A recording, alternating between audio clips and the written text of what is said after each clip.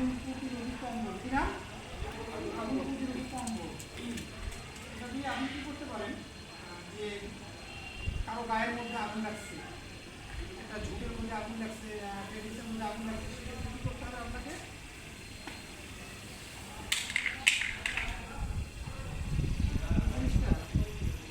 এটা আপনি চাইলে সহজে কিন্তু আগুন পোয়াতে পারবেন না।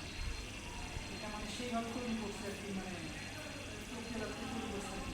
আপনি এই ফায়ার ব্ল্যাঙ্কেট দিয়ে কারো গায়ের মধ্যে কিংবা একটা ঝুঁকির মধ্যে টেনিসের মধ্যে যদি কখনো আগুন লেগে থাকে, সেক্ষেত্রে আপনি কী করতে পারেন, যে সুন্দর এটা দিয়ে আপনি সুন্দর করে যদি চাপা দেন, সেক্ষেত্রে কী হবে, কী হবে, আগুনটা নিভে যাবে। আচ্ছা, আমাদের ফ্যাক্টরিতে না হয় হলো না হয় আমাদের ফায়ার ব্ল্যাঙ্কেট দেওয়া আছে, বাসা বাড়িতে ব্ল্যাঙ্কেট, বাসাতে যদি আগুন লাগবে, বাড়িতে আগুন লাগবে, তখন কী করবেন জানেন?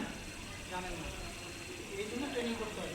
বাসাতে বা বাড়িতে যদি কখনো কোথাও আগুন লাগে, সেক্ষেত্রে আপনার করণীয় হচ্ছে পাটের বস্তা আছে না, পাটের বস্তাটাকে পানি দিয়ে ভিজাই নিতে হবে। ওইগুলো কিন্তু আপনাকে হালকা হলেও ভিজাই নিতে হবে। নিয়ে ওটাতে যখন আপনি চাপাতে শক্ত করে ঝোল দিতে হবে, আগুনটাকে সাথে দিতে যাবে।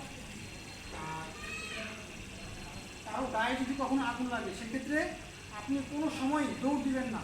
কী হবে, আপনি আগুন লাগার ফলে আপনি যখন দৌড় দিবেন, এতে করে আগুন যত বেশি পরিমাণে অক্সিজেন পাবে, এতে করে আগুনের তীব্রতা আরও বেড়ে যাবে।